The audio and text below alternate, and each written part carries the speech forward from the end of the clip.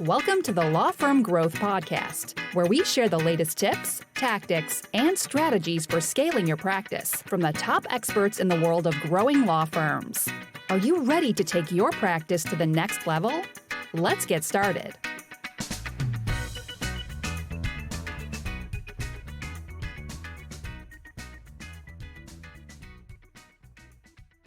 Hello, everybody. Welcome back to the Law Firm Growth Podcast. I'm your host, as always, Jan Roos, and I'm here with a very exciting guest in Laura Terrell. Laura is an executive coach that works specifically with lawyers. I'm super excited to have her on the podcast. And Laura, thank you so much for coming on. But just wanted to start off with, for the listeners, let's get into it. It's a pretty interesting place you found yourselves. How did you do executive coaching for lawyers?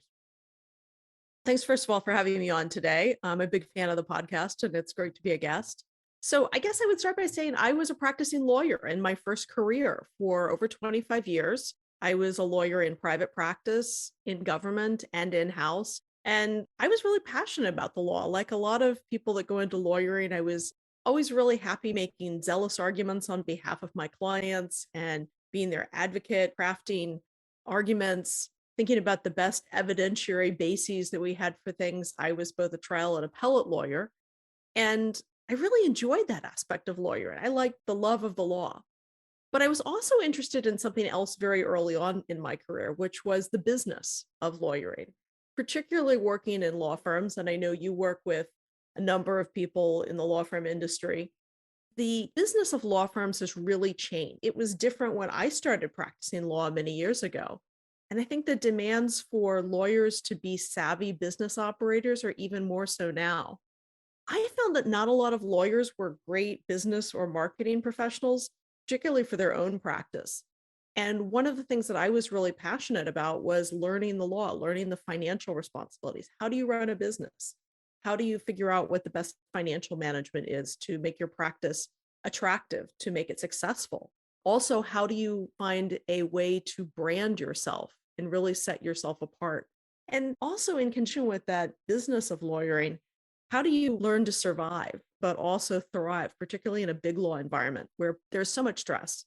Lawyers, I think, experience a high degree of professional almost every day. There's a worry about whether you're going to be able to sustain your business. There's a worry about whether you're going to make partner. And often you feel really alone. You really feel very, very isolated. You can't share a lot of your concerns, even maybe with some of your closest colleagues. One of the things I always liked doing as a lawyer was listening to the people, whether they were people that were my colleagues, people that reported to me, clients. And some of the most rewarding moments I've had have been not only as someone's counsel, but also as just their trusted advisor or a friend or a mentor.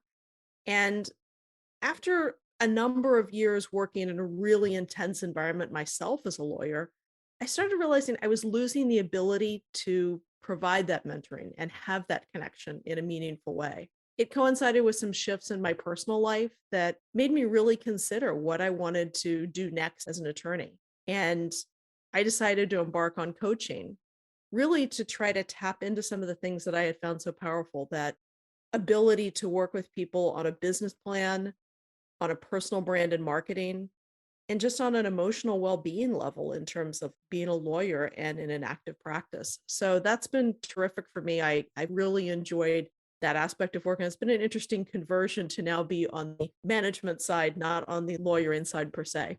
Yeah. And so much to go from on that, but it's kind of interesting. I never really thought of this before, but you can actually, I think there's more of a crossover than people realize between, potentially campaigning for yourself within the big law environment and, running a small practice or being out on your own. In both contexts, it's probably a little bit more obvious that how, immediate the feedback is if your branding or your marketing's off when you're out on your own. But at the same time too, if you could be a fantastic lawyer, but if you're not branding yourself well internally, then, there's actually one of my favorite ops coaches likes to use this term, the talented a-hole. No one wants that guy, right? But anyway, let's kind of start with that. So for people that might be in like a big law context right now, like how does personal branding affect one's career before somebody ends up striking out on their own? I think it's really important to be thinking about what your personal brand is, even if you work for a well-known law firm, either in the market that you're in or one that's well-known globally or another country. I think it's really important that you have a sense of what your personal brand is. And by that, I mean, even understanding who's my target clients, who are the clients that I can really serve the best? What are the services that I provide that I really have a unique expertise in, or that I want to develop a unique expertise in, be able to service clients? And what do I want my clients to think about me at the end of the day? Jan really knows my business better than I know it myself. It's like talking to somebody who really gets the business aspect of my work. But if you can get to that point, I think you have a real sense of who you want to be throughout your career, regardless of where you are. Maybe you're in a big law firm now. Maybe you want to go to a smaller law firm. Maybe you want to strike out on your own. But I think having a sense of who you are, who you serve, what your expertise is, and how you want people to think about you when they think about you as somebody they engage with. Yeah, that's awesome. And it's cool too, because I've gained kind of a appreciation for how much of a crossover they have these things in the same time. Because if you think about the situation, like, going on partnership track is sort of it's an entrepreneurial journey kind of on its own too, but it's more of like, I guess what people would classically call like an entrepreneur. But, if you think about the scope of somebody's career, if you build a brand around being a certain thing, known quantity, if you ever want to jump ship and, if you've done this successfully and you're making it rain at the firm that you're at, then guess who's going to be making more money next year? Guess who they're not going to ever going to really think about letting go if that ends up being the case. And if you want to make the decision to go out and strike out on your own, then guess what? You start out with day one, like your brand, right? So kind of following out on that, like, how do you recommend people start thinking about this? Because I feel like it's a big open-ended question. And I know certainly some of the lawyers that we've worked with kind of tend to get paralyzed by those sort of things. So how would you recommend somebody start in, getting to think about what people think about them? I think a great way to start is by asking if you have existing clients and you're working with them, getting some feedback. I think one of the biggest mysteries to me in law is why people don't ask their clients for feedback more. What was great about working with me?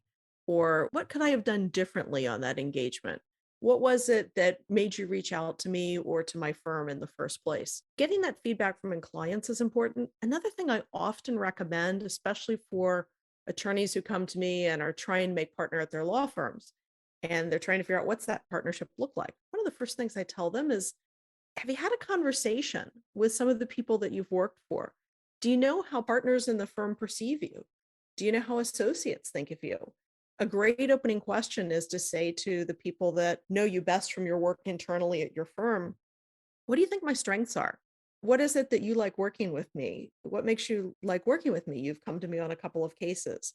What do you think my path might look like? For example, I work with a client right now who asked those questions and saw herself in a certain role. But when she went to partners, one of the things they said to her was, you really manage matters well across offices, across case teams, and across geographies. She did not see herself that way. She saw herself as an expertise in a particular area of the law, which was great, but she was also a terrific manager and a terrific client and colleague collaborator who could really work well and almost seamlessly across teams. And I think that gave her a distinction in the partnership process and helped her identify a different part of her brand. So I think getting that feedback from both your clients and your colleagues is a great place to start. Takes a little bravery because sometimes we Yeah. don't always want to ask, what do you think of me? But I think it's a terrific place to begin getting that feedback and getting that data and information. Yeah. I feel like I might know the answer to this, but have you ever recommended a client go ahead and ask that question of their, peers and colleagues? And has that ever gone badly for someone that you recommended it for? I have clients that have gotten different information than they expected. I think most clients that are committed to asking that question have a good sense that they are successful and that they are going to get some positive feedback.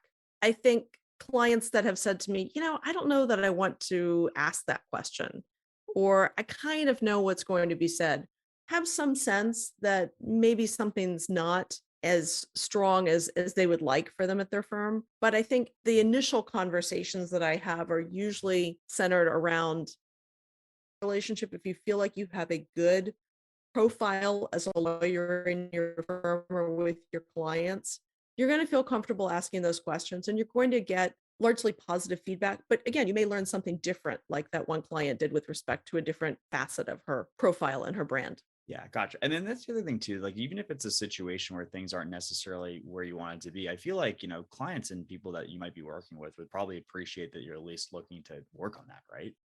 Absolutely. And I ask for feedback from my clients in coaching because the feedback I'm going to get from them is different than what I got when I was practicing law. And I had one client that gave me feedback that I sort of said to myself, yeah, I wish I'd thought of that because I kind of knew that might be a good way to help augment my practice. But this client said it out loud and said it directly to me in a way that I had been sort of shying away from. So I think people can give you all kinds of insights, sometimes into things that are sort of hovering in the background, but you're not quite ready to acknowledge. Yeah, and that's cool. And then, just to get a little super tactical on this, and this might be a selfish question. In the course of potentially managing relations, all that, what's the right time to ask for it? I feel like, and I'll just kind of be out in the open about this. Like we've had stuff that we've had these discussions internally here at Casey.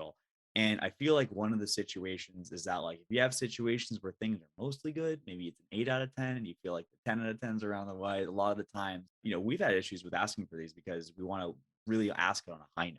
So how do you build a process to really get this going consistently? And what part of an engagement, be it something that's more of a services thing or, legal relationship with a client, like what's the right time to ask for this feedback? So, a good example of not asking for the feedback enough is associates in law firms that wait for evaluation time every year and assume that they'll get feedback at evaluation time. And they will. What about all those months in between where you don't know, are you doing a good job? And maybe you work for a really busy partner that doesn't have time to engage. And I push those clients, you need to go in and ask, even when things are busy, even if you can get 5 minutes. If you're working with an outside client, I think, which is what you're talking about, Jan, Mhm. I think a good way to kind of force yourself to get that feedback, even when it's not the 8 out of 10 or the 10 out of 10 feeling, is to have a process. I always say to clients, I'm going to check in with you when we're 6 months into this project, or we're going to have feedback at the end, but I'm also going to check in with you 6 months in. And I want you to tell me if you want to check in more frequently and just do a gut check. How's everything going? Are you getting the level of service that you want? What's our timing been like? I know we've had some things that we've had to case correct as we've gone through this. Is there anything you feel like we could be doing differently? But I think if you set up those regular check-ins, it doesn't feel like, well, I'm not sure if I really want to check this one right now because Right. it's feeling a little bit tough. But I think having a process and a timing to do it and not just waiting a year for the evaluation or till the end of the project. No, that's really awesome. And honestly, I'm going to taking notes to get back to the team on that one because I think that's fantastic. I think a lot of the hesitation that we've had personally, and I don't know if anyone that listens having the same thing, is that yeah, like making a decision about when to ask, and also thinking about the optics of that. Right? It's like if you're asking it, like people have situations where they might infer something from you asking for feedback at a particular point, but if you communicate it up front and you have the process that you hold to yourself, then there's no worries about all that stuff. So that's super interesting, really helpful, Laura. And sorry for the absurd deep dive on that individual topic. But circling a little bit back up, we're talking about branding. So we know what people might be thinking about us. One of the things I've always thought about in terms of branding, and I really like your brand because I don't know if you've ever seen this, like the people who are like branding for. It's not that again, you have a broader practice. I really there's a certain archetype I know of like a branding person, and they've got these zany colored glasses, and they have like the soy face, crazy stuff on their thing, and they're like, oh yeah, blah, blah. And there's a level that's too much on that. But how do you take what you know from your brand? Again, obviously, without even having to say, most attorneys are going to be less open to that than even most like general business owners. But how can you take that information and start campaigning, whatever that ends up being, without it seeming like it's inauthentic?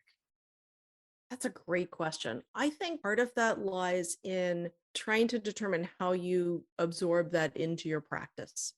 If you are in practice as a bankruptcy lawyer and you think your brand is really around being an incredibly in tune person on the latest issues in bankruptcy law, that's easy, right? I mean, that's your brand. It's perfectly with your practice. But what if part of your brand is that you have a great sense of humor and you always have an upbeat approach with your grasp of when a situation is fraught or tense, how to get the team back on track, how to keep people positive, maybe even after a loss in court. That's a little something different that I think you have to think about. Maybe how do you put that into that bankruptcy practice? Bankruptcy moves really quickly. People can get really frustrated. I'll give you a good example. I worked with an attorney that was a trial lawyer and was really struggling to keep the tempo of the team upbeat.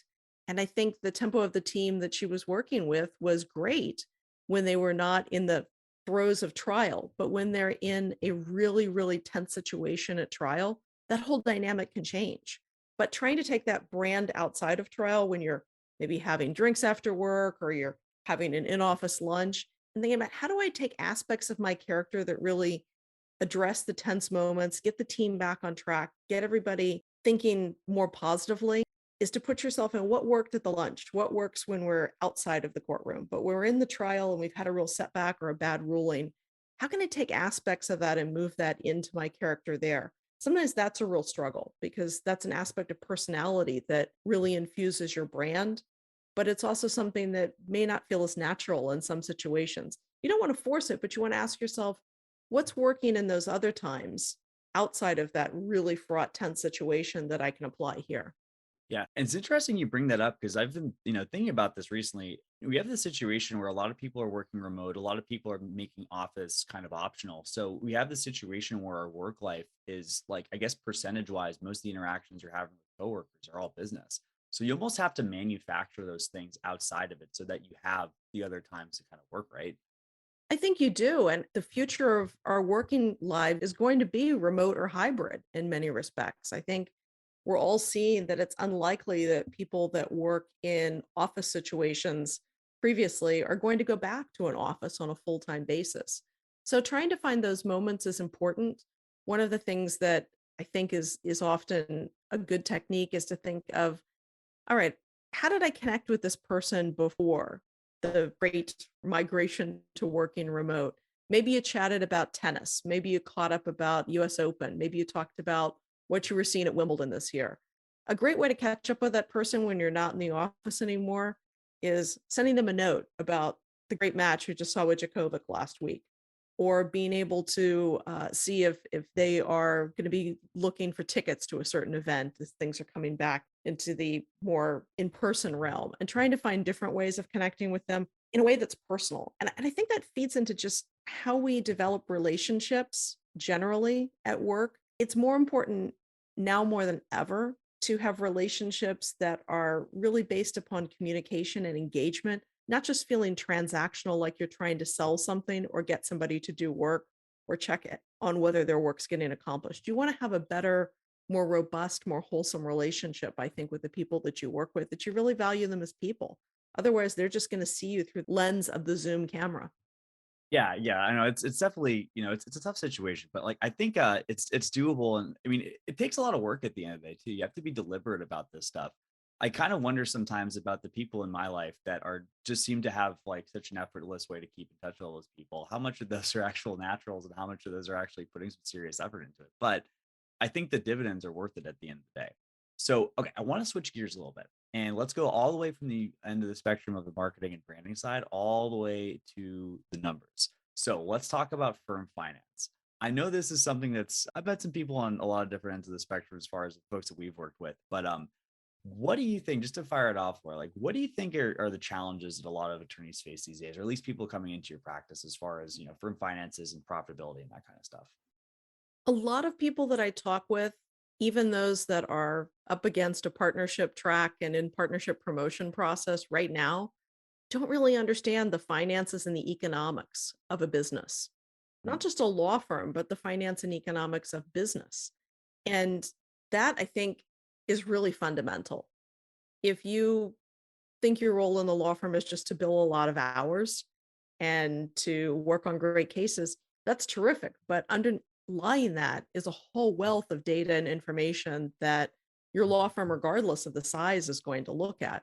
For example, if you have a great client that you do, let's say, $300,000 worth of work for every year consistently, but the client only pays you for $200,000 worth of that work, maybe because you discount it or because the client pays late or you offer certain discounts on work, you're only getting 66% return on the work that you've done. That's not a great return for most businesses. It's going to depend on your margins, of course. But many people I talk to have never really thought about that. They assume Well, I have all this infrastructure and this finance team and people in my firm that worry about things like that. And I get paid at the end of the month, at the end of the 2 week period. But if you're going to really succeed as a partner and a manager in a law firm or strike out on your own in a law firm, you better understand the economics of things like realization on your return, what accounts receivables really are. Some people don't think about those. That's a new phrase for them. I often hear, I didn't go to business school. I wanted to be a lawyer. But managing the legal business that you have is incredibly important. Understanding those terms, getting your hands around them, even sitting down. I often recommend sitting down with somebody in the chief finance officer's office and saying, can you walk me through how I find out my data? And can you explain to me what my data looks like when somebody in management or leadership is looking at it? A lot of attorneys have not done that, and it just doesn't connect for them until they see, wait a minute, this is sort of like in my personal life. If I have $1,000 left in my checking account, but I'm trying to write, checks or do debits for $1,250. It doesn't click until you put it in a business context. And I think often people really need to spend some time immersed with the business leaders, the finance people in their firms to understand that. Certainly as a small business owner and an entrepreneur, you need to understand that before you start up and start incurring all kinds of expenses and you don't know where the revenue is going to come from to cover that. Yeah. Well, I'll also say too, there's kind of another side to the coin too. So it's like, as far as your own career advancement, it's absolutely super important to know, what kind of contributions you're making. But no, I'm thinking for also for all the leaders out there, it's great that we're getting people to ask this stuff, but how much better would it be if we didn't have to and more firms are putting this out there and getting people in the know of what it is that actually hits the bottom line as far as the work they're doing? There are firms that are doing that and they provide some insight, but it's almost necessary to give a boot camp to associates when they start. It's necessary to give an update every year and say, okay, we've covered the basics, which is here's how much you have to bill to be able to cover the expense of not just your salary, but your health insurance, the overhead, the real estate we pay for our firm. And to give those updates periodically at each stage of an attorney's career, give them the chance to ask questions. We're doing things like talking about how you develop an expertise as an e-discovery leader or as a structured finance attorney. But those are your substantive skills as lawyers. By and large, law firms could be doing more to give that education, as you suggest, upfront on the managing of a legal business. Yeah, and it's interesting too. Like seems to be kind of a recurring theme in the last little bit, but we have some interesting constraints just by the fact that anyone who has ownership interest in the firm has to be an attorney. Because normally there'd be a COO or a CFO or some HR person who would probably be thinking about this, and whatever that ends up, who is filling that role in that level is probably going to be an attorney first, and that's why we see a lot of homogeneity in the thinking, in my opinion, at least. But I think it's also worthwhile too for all the small business owners listening to this too. It might be worth thinking about how we can communicate this to teams. Like we've had situations where people don't realize that the money that we have to collect people, there's consequences if that doesn't happen on time, and that can be super real. And like I don't think there's much of a drawback to letting employees know this. And sometimes they'd be really stoked to understand that they're producing a huge amount. And if they're scared about like losing money for the business, they probably should be. So like I think it's good to have that transparency. I think it's just something that a lot of people use. And then kind of like shifting a little bit to like what kind of carryover do you see from being able to understand this stuff in one's career at a big law firm and eventually striking out to one's own? Well, I'll use myself as an example, Jan. I came from large legal practice where, again, I had so much of that infrastructure, so much of that financial office, the IT office, the people that supported me. I didn't have to think too much about that. But pivoting to my own business, one of the things I really needed to think about was who's my target client base? What do I need to be charging? And how do I test that hypothesis about what the market will bear for my services? I talked to people, I asked them, I experimented with things. I still continue to pivot my business. I'm sure you and other small business owners do the same thing I do, looking at, okay, if this isn't working or we could do something else, how could we scale this? You've founded businesses, you've scaled them. You make a lot of mistakes along the way. You Big also time. learn from them. That's something you get a little bit more chance to do by default as a solopreneur or a small business owner. You really do have the opportunity and the challenge of sitting there thinking about how do I do this? But I reached out to a lot of people. I talked, for example, before launching a coaching practice to other coaches who had similar profiles to what I was doing. And I got their input on what worked for them or what they thought had been a great way to begin or how they scaled over the first couple of years of their practice. And I still continue to work with them. I do a number of calls with people that are either further along than I am, or sometimes even in the same place than I am as a coach, and trying to get their input on how they think I can approach a certain question. Maybe a certain line of marketing is not working out. Okay, what did they do with that? How did they try something else? Some of that entrepreneurship is more of an opportunity as a business owner than it is as a lawyer in a large law firm, because you really do have to take it on yourself. But you learn a lot through trial and error. You also really have to use your resources and go out and find those, including in your peer group.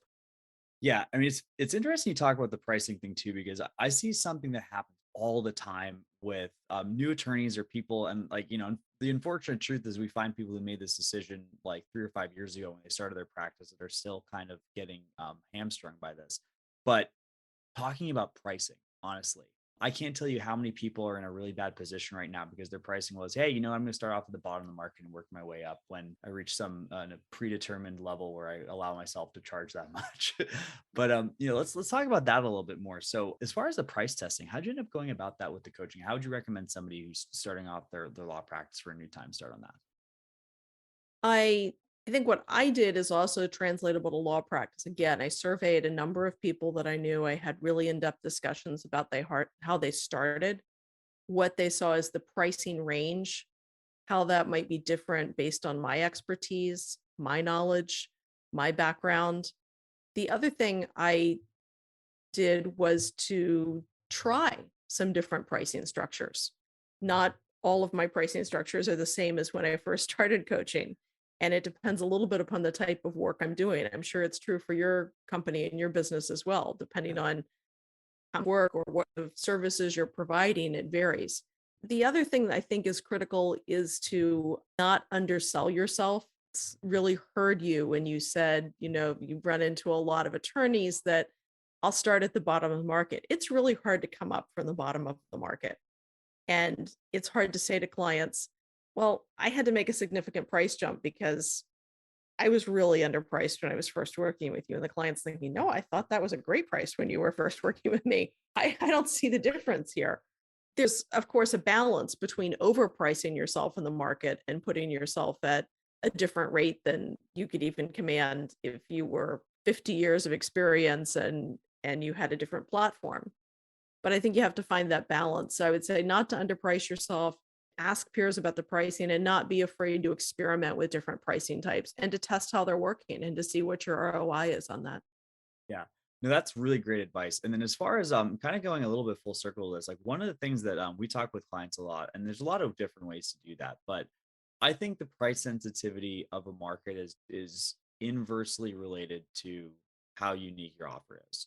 So if you have the situation where you've really, really done a great job of niching down and getting a really established brand, then, they're not going to just leave you for the other person who has the same type of law on door because, what are they going to do? They don't have somebody who has a specialist in the thing that they want. So I think a lot of the stuff around the personal branding kind of will cement that. And also just to tell people too, your ability to command a higher price is going to change over time. It's absolutely important to do this stuff at the beginning, but you don't really know what kind of clout you've amassed since you last changed your pricing until you try it. So, and I think it's like one of the easiest levers, going back to the profitability stuff. If you can get an extra $500,000 per retainer, that can make a huge difference in growing your firm. There's so many things you can do with that. I'll give you a great example of that I've seen with a number of attorneys and clients, attorneys that are really service oriented towards their clients and are not willing to drop them for the next shiny client that comes through the door. Clients are very sensitive to that. And clients sense very keenly when you're just waiting for a newer, sexier, shinier offering to come through, or the next client that is willing to put you on a really high profile case. And so you start kind of moving your work away from that first client that has been loyal to you, has done a lot of work with you. I think clients appreciate when you instead say, look, you're valuable to me. I'm not going to treat you as a second tier client. Maybe someone else's because you're second tier in the renewable energies industry and everybody's looking for the first tier renewable energies client. Yeah. But I'm not going to treat you that way because I view you as a valued client. I view our work together as important. Those are clients that when you come back to them later and you do need to ask for a price increase, you've got a real basis for saying, I provide something valuable to you. I don't treat you as second class, or I don't wait for your work to slow down so that I can take on a new client. That's a great instance where I think clients, it's not so much about loyalty as it is seeing incredible value for service that clients are willing to pay for. Yeah, 100%. And like you almost owe it to yourself to raise your rates at that point too, just because I think, one of the worst combos I ever see is the combination of, hey, my differentiation is that I'm going to answer your phone call at 11 a.m. on a Sunday and I charge bargain basement rates. People need to take accounting of what value that they end up providing people. And then for the most part, like, speaking personally, but also stuff that we've had from clients, we made recommendations for people to make price increases. And I tell people every single time, the first time you say that at the end of the consultation, you're going to be scared stiff. But I guarantee once somebody says yes, you're never going to move down again. And just, yeah, it's one of those things you just kind of have to try. So no, I think that's fantastic advice. Now, kind of moving on, like once somebody's out of potentially having more of a, internal large, bigger lock career, how do you carry over some of that personal branding stuff into hanging your own shingle? How would you recommend people that are starting off on their own, like start to kind of get those messages out there in the market in a way that's going to benefit them? Well, one of the ways that you do that is you're often starting out solo or maybe with a couple of others, let's say in a small law firm, and your reputation precedes you. You're doing something new. Maybe you used to be the chair of XYZ law firm, and now you're the co-partner, managing partner at a much smaller law firm. But people still remember your brand from the prior place that you worked. That's largely why you're launching. Maybe if you have your name on your business is really dependent on your name and people knowing who you are and how you work. So you've got to remember to bring that brand with you. You've got to remember, how does it infuse what I do? Do I need to even amp it up? If my brand is that I am always there for my clients and I'm not letting them down, even when things get tough or when I have a tight deadline on something and it requires me to have my team work the weekend, I'm still having my team work the weekend. I'm not going to say, well, I'm a smaller business now. I have to say, I can't have the people that can put the time in. That's a tough place to be because now you've changed your brand and you have to really ask yourself, am I providing the support that I need to be providing for people to keep paying for that brand? Most people that are moving out to a law practice on their own are doing so because they bring a really strong reputation. They bring a really strong sense and marketability, and they're known in the market for certain things. And if they start losing that by saying, well, I don't really need to have that same kind of practice, or maybe I can cut back on some things, or I can not have quite the strong associates that I have. I don't need to hire quite the level of lawyers that I once had. You may be cutting back on that brand and you may be diminishing. And all it takes is a couple of little chinks in that armor for clients to say, this is not really the Laura that I used to work with. This is not really the Jan I used to work with. It doesn't feel the same. And I feel like I'm compromised. Yeah. And I'll say too, just kind of from a meta perspective too, going back to our stuff on pricing, making sure you have the resources to fulfill on the promises that you're making to clients is absolutely key, which is one of the many reasons I harp on this pricing stuff like so hard. But no, it's interesting. It's, we have the situation where, and here's the thing, I'll be real, like we talk about a lot of stuff, our background at Case Fuel is in, direct response advertising online too. So we almost start with a situation where, we're assuming people don't know anything about us, but word of mouth is so important. And I know this is probably the first time I've said this out loud on the podcast. We have a much easier time marketing for people to have a fantastic reputation, right?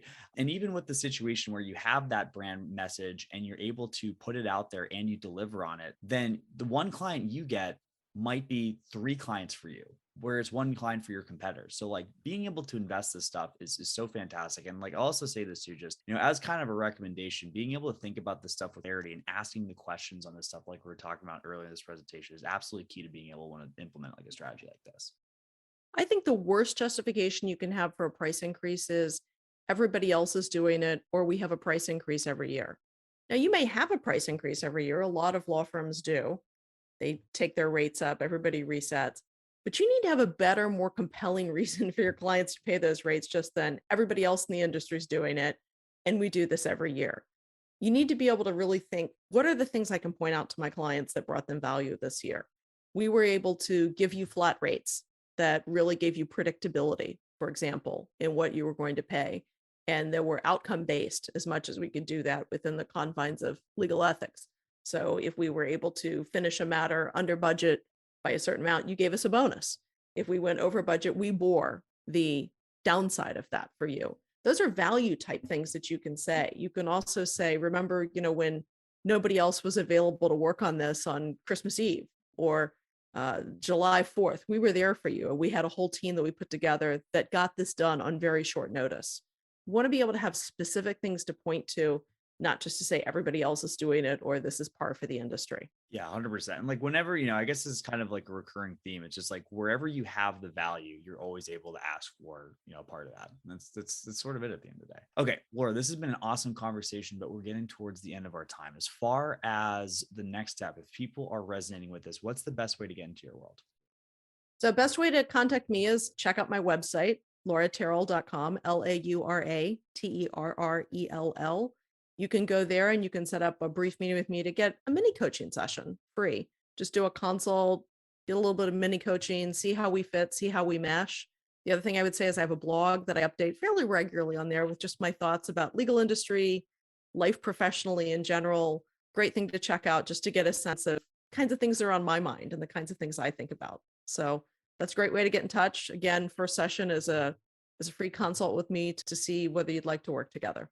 Okay, fantastic. And I'll also say this too, whenever we have a situation where we have, a guest who's talking about this stuff, I always say, like, Laura, there's always something to be gained by looking for how you're going to be positioning your brand as well too. So you guys for sure check out the blog, and I think it's going to be some awesome stuff there. All right, guys. So Laura, thank you so much. But for everybody else, I will see you guys next Tuesday at 8 a.m. Eastern on the Law Firm Growth Podcast. Thank you for listening to the Law Firm Growth Podcast. For show notes, free resources, and more, head on over to casefuel.com/podcast. Looking forward to catching up on the next episode.